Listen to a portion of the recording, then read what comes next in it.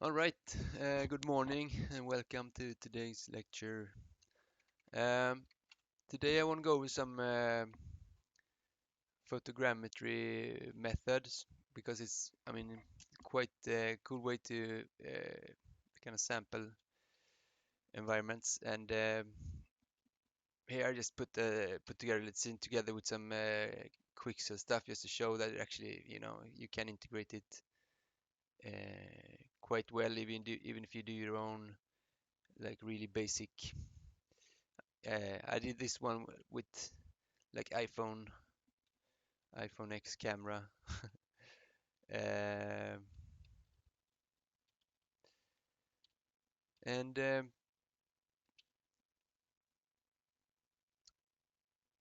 lot of times the trick is to there's a few parts to it, and the easiest one is the actual mesh room part, and the difference is the difference of a nice integration and not is how you treat the point, again, a dense mesh you get, and also um, like color adjusting your textures and materials to get them to work nicely with the other assets. So um, yeah, like photo scanning, photogrammetry has been around for a while, of course, but I mean now since Meshroom came like not too long ago, it's actually free and very useful. So and I encourage everyone to try it because it's like even if you don't want to make realistic, even if you um, I don't know, if you like sculpting, it's still a really cool way to get 3D reference into your um, workflow. Um, this one I did on the way when I was riding my bike to the office, a few months ago. Uh, and First off, with the cameras, um, how to shoot the pictures, and I actually have them here. Um, yes, I am. Thanks for reminding me. Um, the trick with the photographing is since photogrammetry was developed for flight photography or like landscape surveying. Uh, think think as you are a little airplane uh, taking pictures, like taking small steps. Try to get like 80% overlap between the pictures. Um,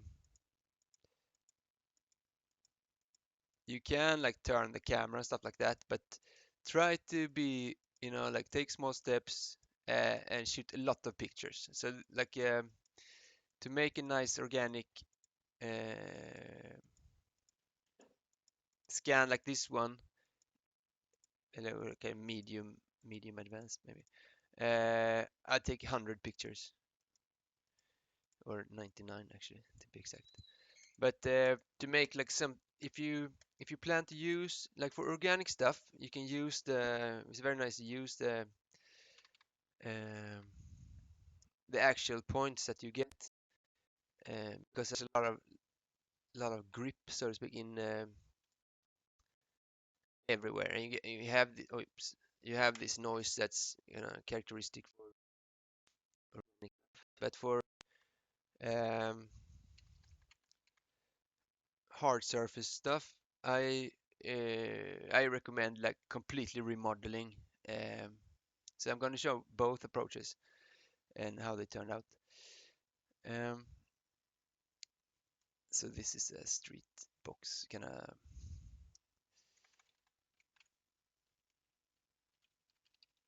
yeah,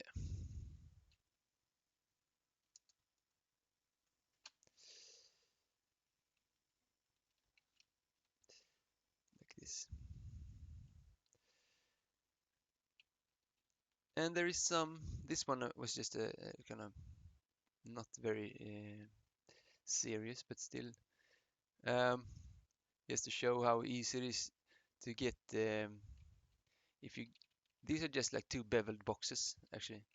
So the process of making a scan is you take the pictures like that, small steps, take 2 3 rounds. You need to get like at least, I mean, at least three uh, pictures of each pixel or like point to get something useful. Um, the more the better. Um, and here, I mean, here you can actually see all the cameras, so it's like maybe like a 3 decimeter gap between, and that will make for a nice mesh. Um, so what you do is you just get your pictures into the computer and you drag them into here. Now my pictures are black because I moved the project, but you will see them there, and you can look through them. And then you just click start, and go have lunch or something, or maybe if you have, I mean, the one of the problem with the photogrammetry is that it uses up a lot of memory. So I have like 32 gigs, and that's, that's really good. But if you have like, if you have less, if you have like 16 or 12 or something, you might have to, it might be an overnight process. If you have like 100, I don't know, 10 megapixel images. Um, and that's, I mean, that's the way it's always been. I hope they will, make the algorithms more efficient soon, but that's the way it is.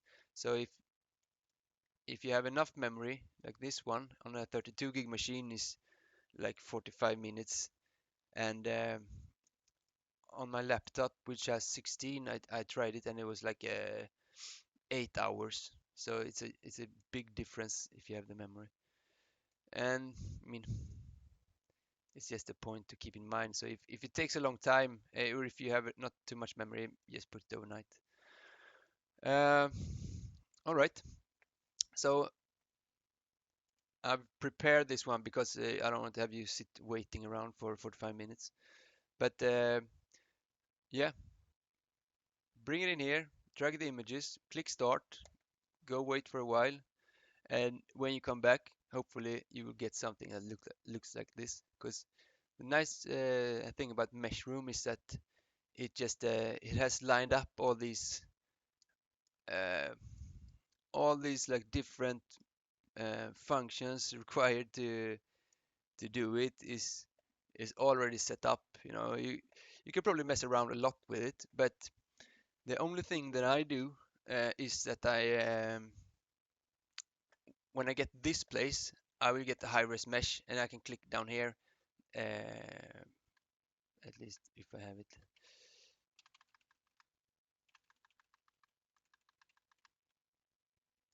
It's loaded. So when you get point cloud, you have a button here, or maybe it shows up here, that says load model, and then you can load in the high res. Um, so for this tree, uh, organic, I will go to ZBrush and clean it up. So when loaded into ZBrush, it looks like this. So you get a lot of the out of covered part. So clean this up, I will just duplicate the subtool and get the lasso, and just make something like this. Delete hidden. Um, you don't have to get everything. I mean, it's alright if there's some parts here and there. You can always use the auto group. Is a real nice feature in ZBrush. Delete hidden. Uh, this one goes.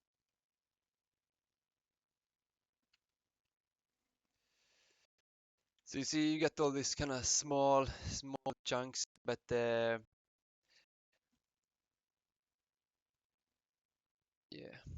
deleted it. All right, so this because I mean the edge, if you make depending on what you're going to use it for, the- I mean might want to take away everything except for the tree, but I want to keep the ground around and rather like uh, use rocks and other pieces to cover it up. So when you're here, you go into you see you get a quite uh, dense mesh here, and you can definitely see that I mean the tree like this main part is the densest, and that will be I mean really good.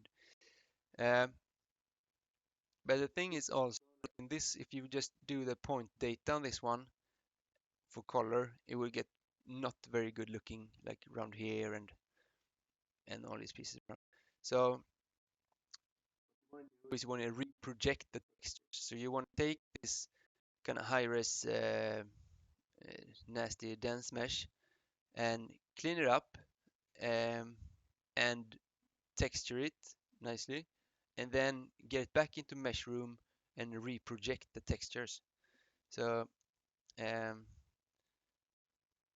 the process of doing that is that you yeah, that's my train, polygroups, auto group UV, and then you get one group for each like separate part. So you can see now all these little ones, they got a different color, so they're in a different group, and that makes it really easy to just shift control with the select rectangle, tap the main group, everything else will be hidden, so like small disconnected pieces, and then you do a delete hidden again, and then you have only your centerpiece. Um, see, like this one is not if you want a nice asset, you will have to go around the tree, of course. So for like this, um, where you want to use the actual scan data, you just do a series measure. Series measure. Like here, don't use adaptive. I don't. Uh, maybe go for half, or maybe go for like 20K.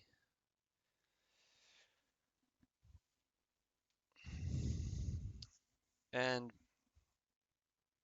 yeah, I mean, on a mesh like this, I would always go series measure because that will give me nicer UVs later. I don't want to have a super optimized mesh at this level. I want a quite even mesh that carries the form.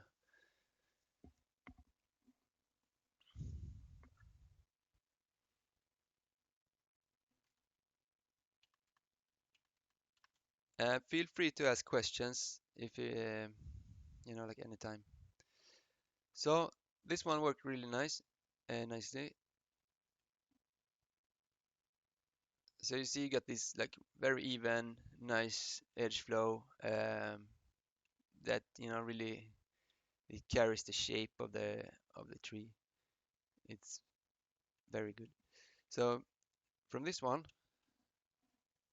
just do a UV master, or I mean, also depending on the application, you might want to divide this one and reproject the detail if you want to.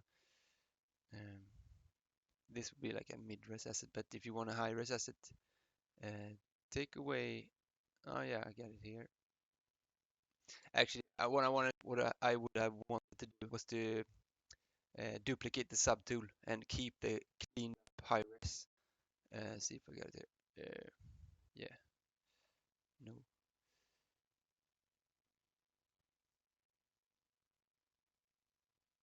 no. Okay, here. Yeah. So I want to keep this one to project from. So I will duplicate that subtool to keep it. Turn off visibility. Go back here and do the zero measure again.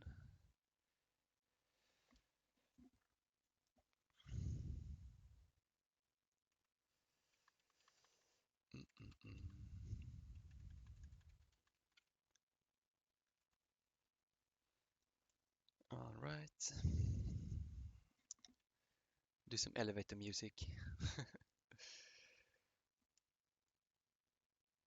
Mm-mm-mm.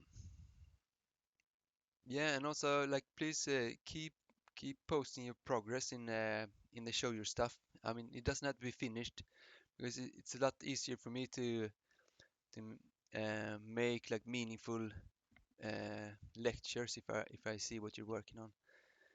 Um, yeah, so this is the zero meshed asset again, looking really nice. And so I'm gonna UV this one. No symmetry, no polygroups, just unwrap. Uh, Cancel. I mean, it's quite a nice and free thing to do to just get the attract from ambient occlusion, uh, while you're at it. So if it places cuts, it will do it in these kind of dark areas. So unwrap. I have a question. Yep. Are you planning to go over Quixel Mixer at any point? I mean, I haven't even tried Mixer, so it won't be like an expert lecture, but I've been I've been meaning to try it for a while. I used the old one. Don't remember what it's called. Before Mixer, there was another like pretty much a landscape surface mixer with another name that I used. But yeah, I've been meaning to try Mixer because Uh, you know, frankly, I never. I mean, I use Substance quite a lot, but I never really liked it. I mean, I like the result, but like the UI is not really my style. So I hope that Mixer is really nice, and so yeah, I'll take that in as a request and see what I can do. I've also got. I'm planning on bringing in my own meshes into the scene, but then I was planning on using Quixel textures. Yeah. So is there any way maybe you could go over how to set up the UV maps for texturing with Quixel assets? Um, I mean, I guess it would be like general workflow, like for like making if you need like bark, for instance, on a tree, make sure you cut it in a way that the UV master will make a flow, the UV flow. Some software also have this. You can place splines on your meshes to guide the UV flow and stuff like that. But yeah, I can try and make a demo. Okay, cool, thanks. Yeah. So here's a really nice UV, non-stretchy, really good. And so then you export this mesh, um, someplace meaningful. Go into back into mesh room, and what you do is you duplicate this texturing node, last node. Um, Duplicate node, and then you disconnect the input mesh. Uh, how was it? Control no, remove. So disconnect the input mesh, and that will clean the output mesh line here. And I mean, super like low tech, high tech, low tech program because you don't even have like a file selector here. But I mean, the easiest way is to just get into uh,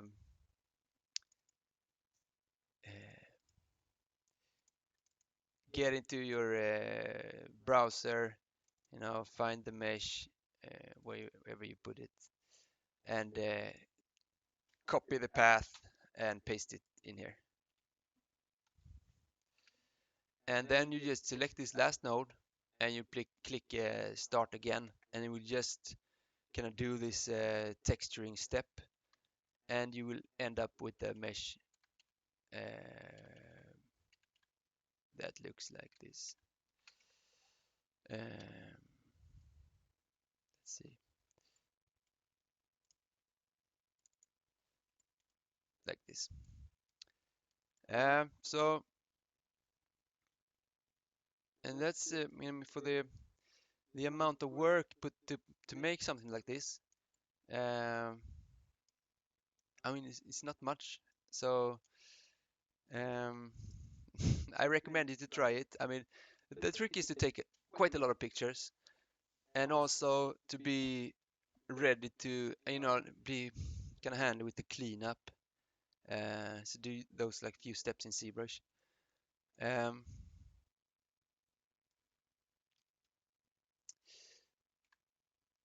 Another one for ZBrush, texture off. Wait, I mean, of course, very nice to be able to project this one as well.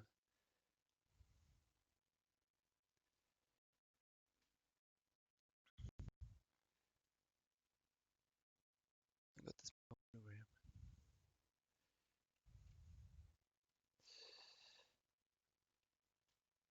But anyway, maybe divide it again, project again. There's one with projecting in ZBrush. Sometimes it's nice to project on each division. So you like divide the mesh one time, you project it, and maybe you have to smooth something, or if it doesn't, get everything. Then you divide it again, then you project it again, and that can make the instead of just having a low res, dividing it 5 times and projecting directly to the high res. Um,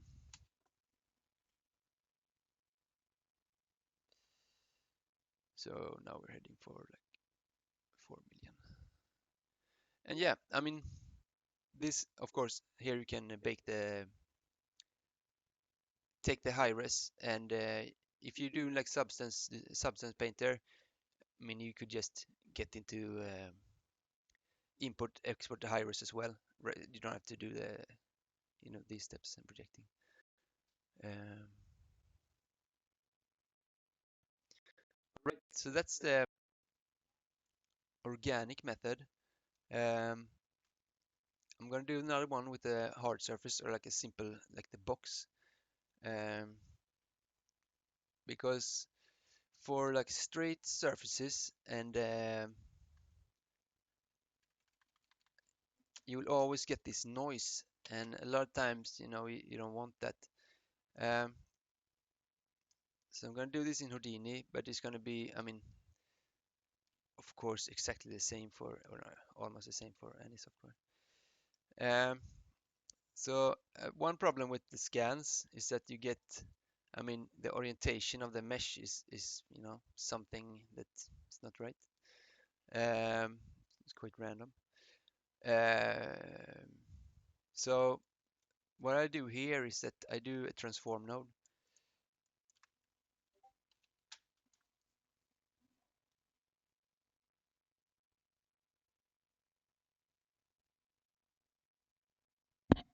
All right, so Kristen is having issues with the audio. Is anyone else having issues with the audio?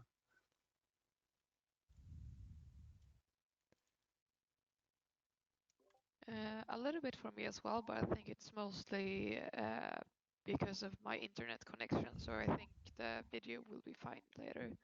Okay, cool. Um, all right, where was I? Houdini. Yeah, so in here, I mean, the first thing I would do is to get the transform right to be able to model without being. I mean, in ZBrush it doesn't matter because you can model from any angle. It doesn't matter so much because it doesn't have this like kind of C up constraint that or like up vector constraint that most regular software have. So if you're in Houdini, you can't really work from top. All right, transform.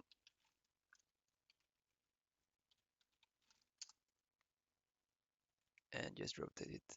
One important fact to keep in mind is that you can't, you need to be able to reverse this transform. You can't, uh, we need to reproject the textures. You need to um, be able to match this like the old transform. So don't just um, don't just transform it without a way to getting it back. So make sure you use a method of transforming that that you're able to gonna reverse when you export the object.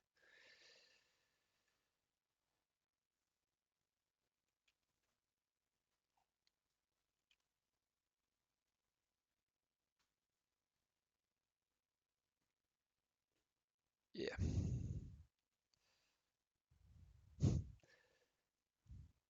All right.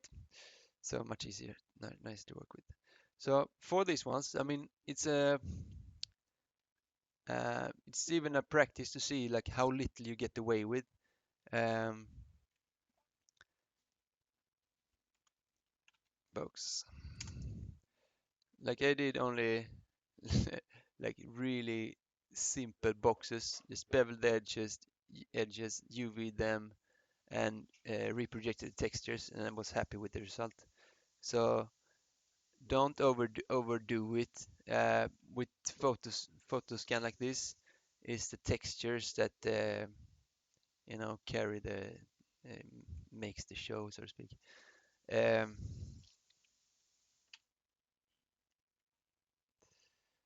but I mean, the better you get the alignment, the better the textures will sit on the surface. Um,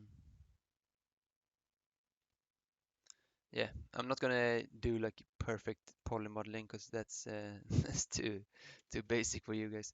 But anyway, so make a box if it is a box or whatever simple shape you get.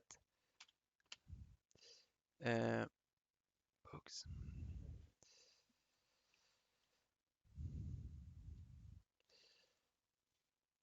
Make it match like decent. But like same as for like gray boxing stuff, it's better to do less work, uh, test it, uh, and then see what happens. It's always like a good how little work can I do and still get away with it.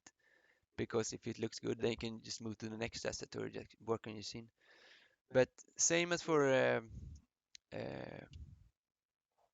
I guess any kind of baked stuff, you wanna do your beveled edges. So like for this one, I would just do all the edges and bevel uh, and just do like it doesn't even have to be exactly like the model. Just to carry the like a smooth um,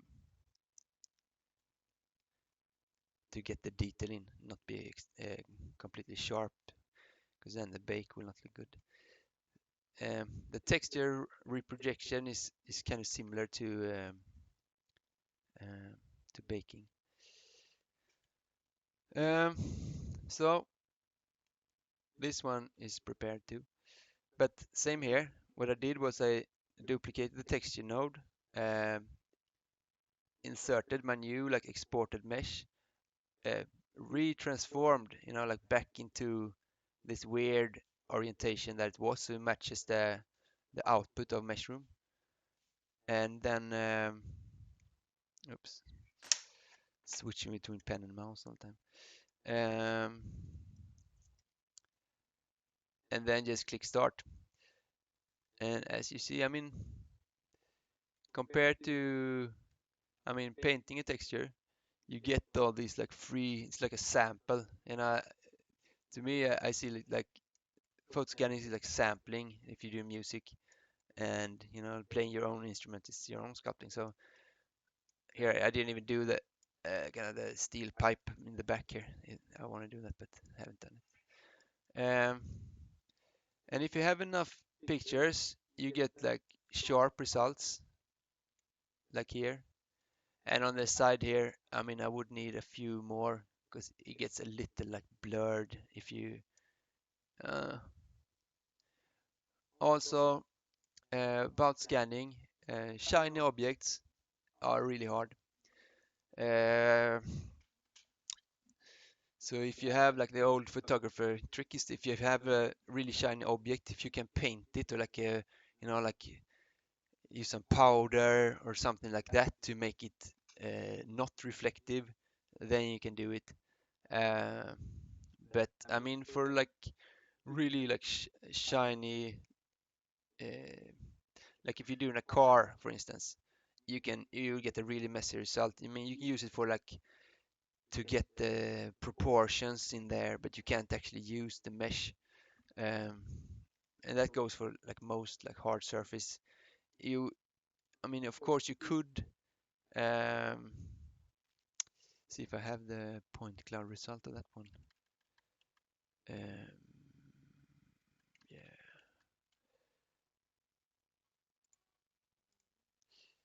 Um, yeah, I had it, of course, here. Uh, so, for instance, I'm just taking this one group. It's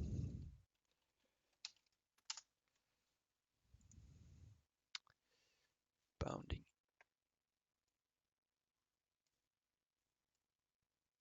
Yeah, like that.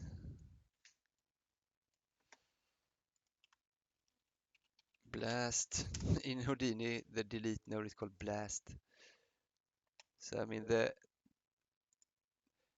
toughest part, like the hardest part of starting using Houdini, if you come from like Maya, is that getting all the names. I mean, a lot of times for any other software, yeah, I mean, you know what you want to do, but like what is it called?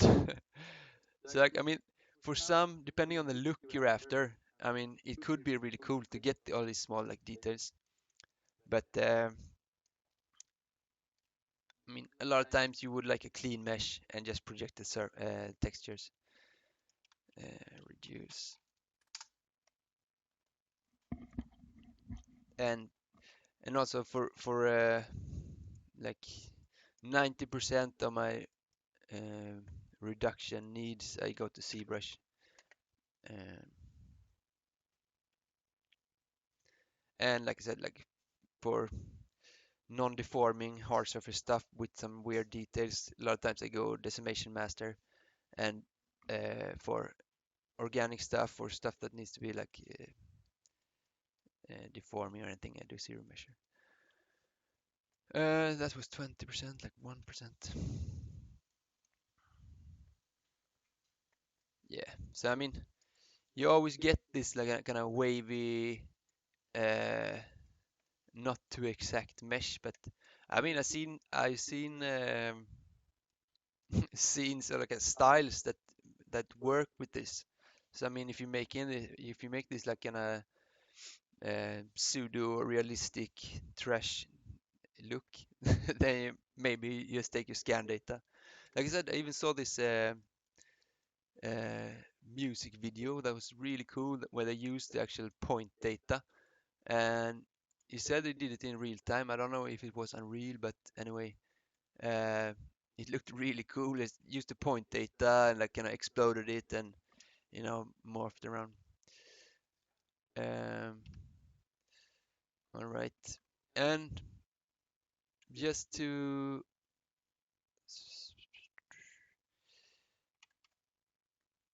yeah, I was gonna show the tint thing also. Let's see if I have the Unreal up. No, because if you have assets from different sources, it's a big chance that your color like kind of white balance and all this is not gonna uh, match, and that will kind of steal the no, it will destroy feeling of it. So um, I made a super quick tint of this one. I mean, obviously the ferns are not matched, but I mean this also like for this one is only optimized. Let's see if I can get a wireframe here. Um,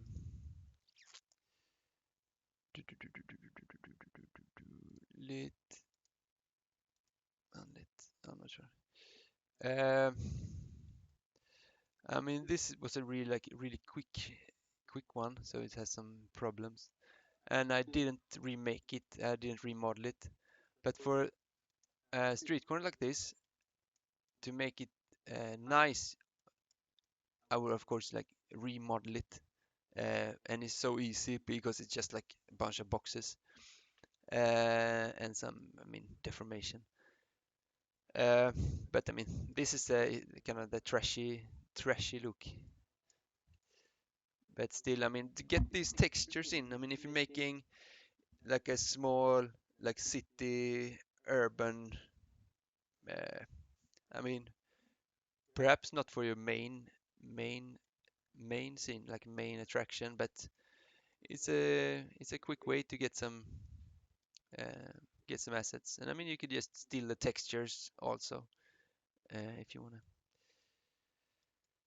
Um, what else? Yeah, this. So putting a tint inside a material. Uh, uh, uh,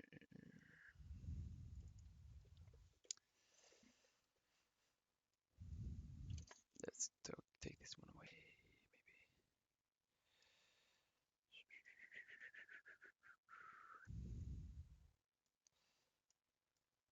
This kind of fog thing.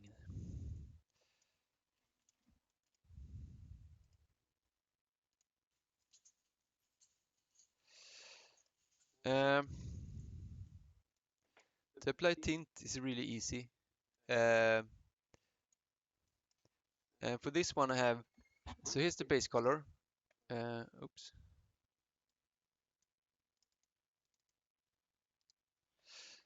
Um, and I multiply that with the color. And then I mix between the tinted one and the clean one to be able to just fine tune the amount of the effect. So um, this one in unlit, and I try to match it to these stones here, like rocks. Um, get the instance.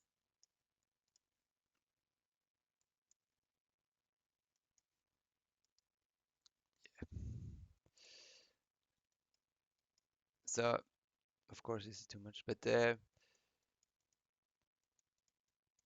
just finding some tone and to show without the tint.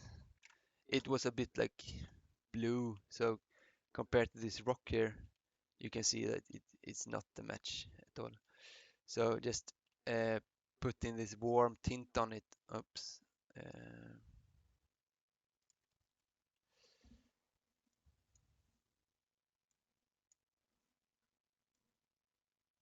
Will make it, match a lot better.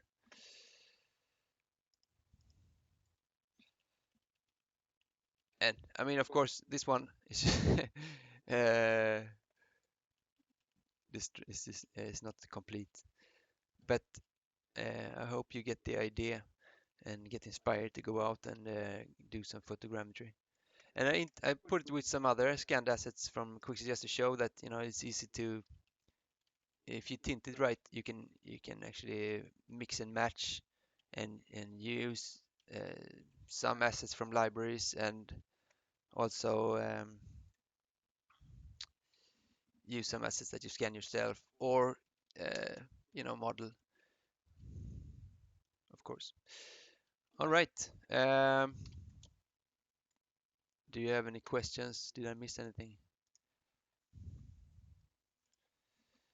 One thing uh, to get you don't want too much like shadows and hard lighting in your scan. So like perfect days to scan is like overcast, gray, kind of in middle of the day, but uh, overcast sky, so you don't have a distinct sun, because then you get this kind of even like soft light on everything. And that will make for great scans that you can light, in yourself. So I have a question. Yep. I haven't used mushrooms at all. How hard, I mean, is it like a complicated way to export the textures then, or is it like just pressing a button? It's pressing a button, or you don't even press the button because it export them. They are quite hard to find because uh, if you have your like a mushroom project or your where you save the mushroom file, you get this folder called mushroom cache, and opening that, you get it stores. Oops, I did something. Um, Undo. It stores the data from each step.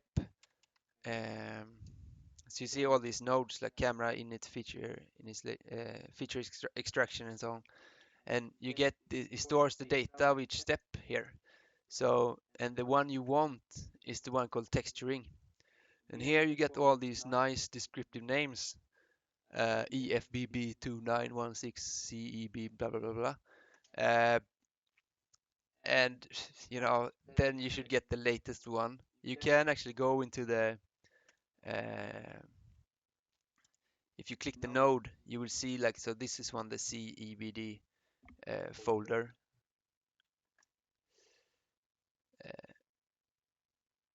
and oh, it's the other mesh. Anyway, so you find the mesh here, and then you will find the OBJ and the texture. And if you it supports the UDIM thing. I haven't actually started using that yet, so but you can have like different. I mean, the new school texturing setup to use different like UV distributions. Um, but if you make so the default mesh you get out has this like UDIM 5 different textures. But if you make your UV like a single 0 to 1 range UV, it will output a regular, easy to use texture that you just smack on your mesh in any software like Unreal. Uh, and so that's a color map. And for the UV normal map, I would just do either you bake it, like export the high res and the low res to Substance Painter and bake the high res, and that will actually give you probably the best results. Or you um, you just bake the normals here, norm map, and uh, and for ZBrush baking, the what controls the resolution of the maps it makes is this like UV map setting. So if it's set to 2K, it will be a 2K maps.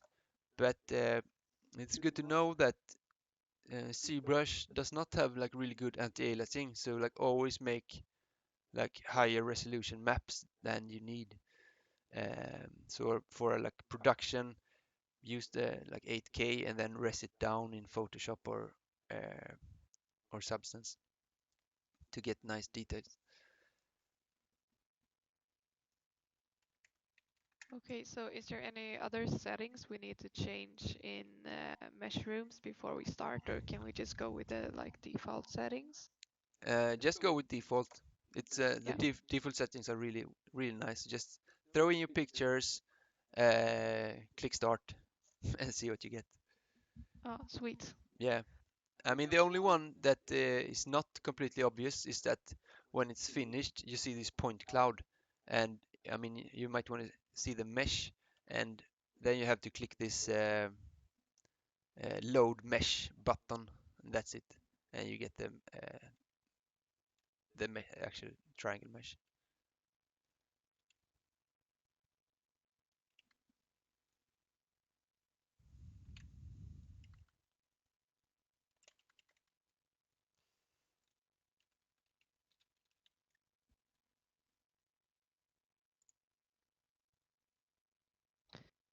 Does it work okay to do like more like foliage stuff, like actual like the leaves of a tree, or does that just makes everything weird, or Uh, like a bush or something?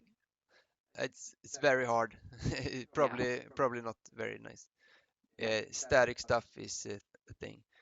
yeah, Um, but I mean the combination is nice. So if you make uh, like if you scan like one leaf, yeah. so take like if you make a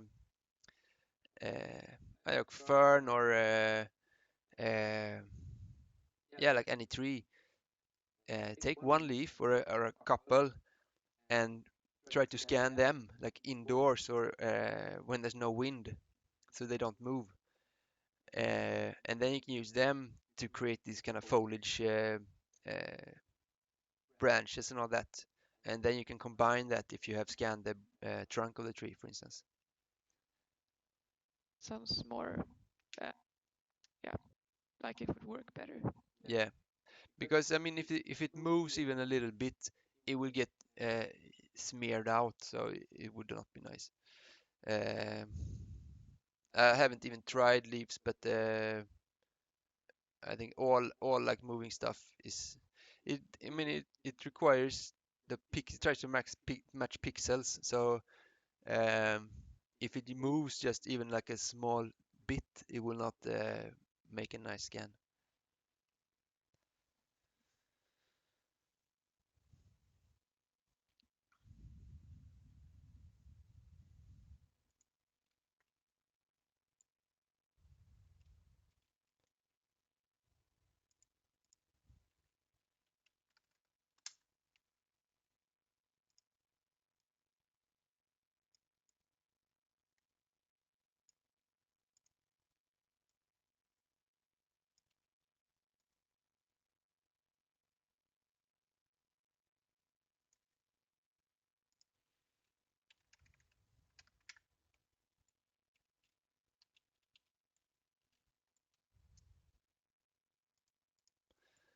Okay.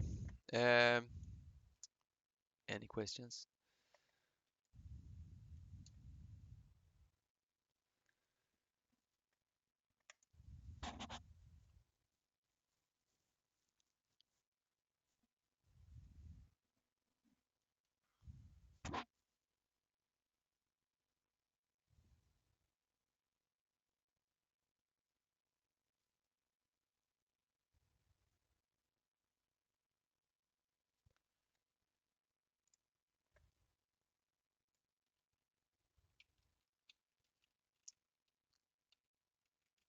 And don't mean ask questions anytime. I mean on Discord because I'm on Discord most of the time, so just ask and also like show you stuff.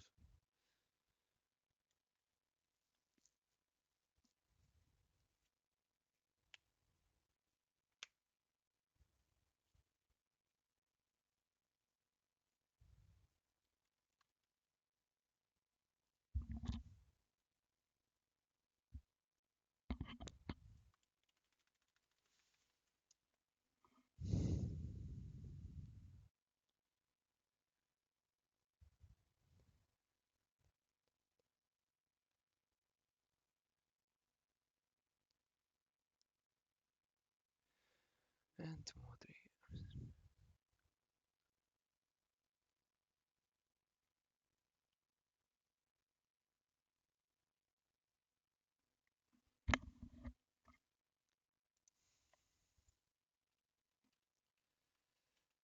I was counting the number of people here because I don't know, I don't keep track of how many are here. But I talked to Matthias Liljeqvist yesterday. I said like, oh, it's like 15 people in the classes, and he was like, oh, only 15. But now I counted to 25, so I was just.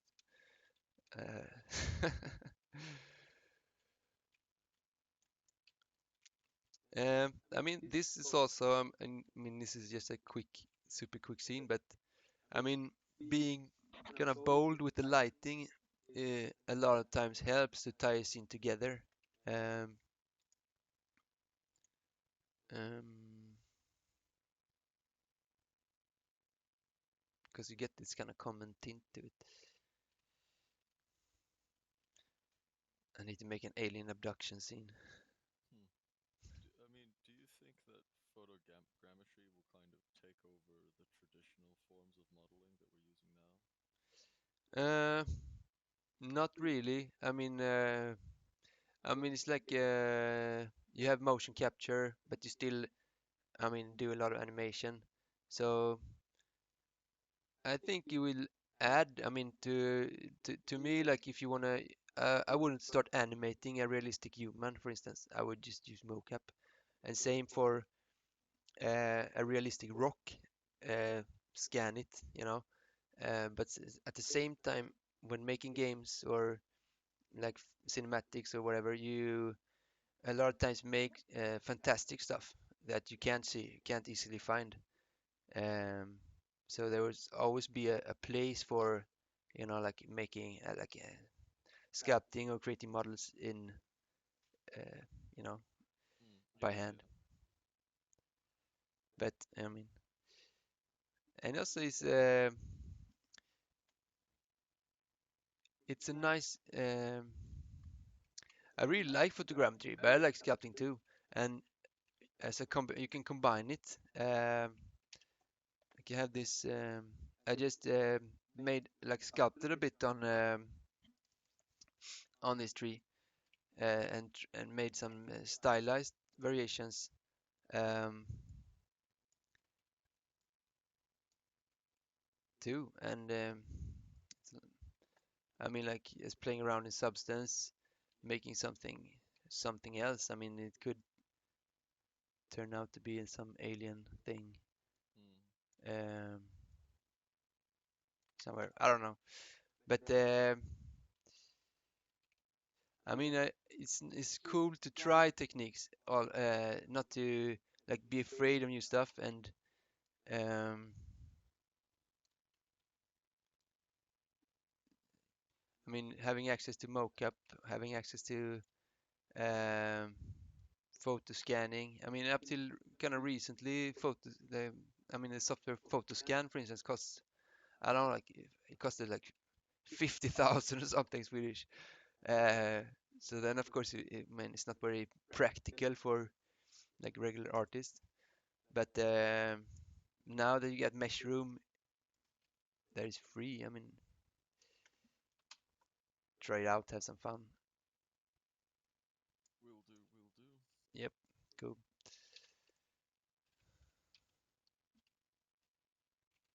And I mean, it could be start for a landscape even. I mean, like we talked about the other day, I think, like being inspired by nature, like checking out like weird marks on the wall and um, stuff like that, just to get ideas for new shapes. Um, Using different starting points. I mean, like I thought of this the other day after. I'm also going to post a quick rock sculpting demo from Monday. But to get different shape, like different looking assets, like I mean, if you start with a cone, you get something. Like start with a cylinder, start with a cube. Uh, Use like different starting points to get different results. Just because it triggers your mind in different ways. All right, so if there's not any more questions, I will finish the recording here and take a short break, and then I will just hang around for until lunch, and then actually have to go get rid of my apartment. But I'm on Discord all day, so thank you for listening, and yeah, thank you. Yeah, thanks for the All listen. right. Cool, Yeah, cool. thank you. Cool. Thank you.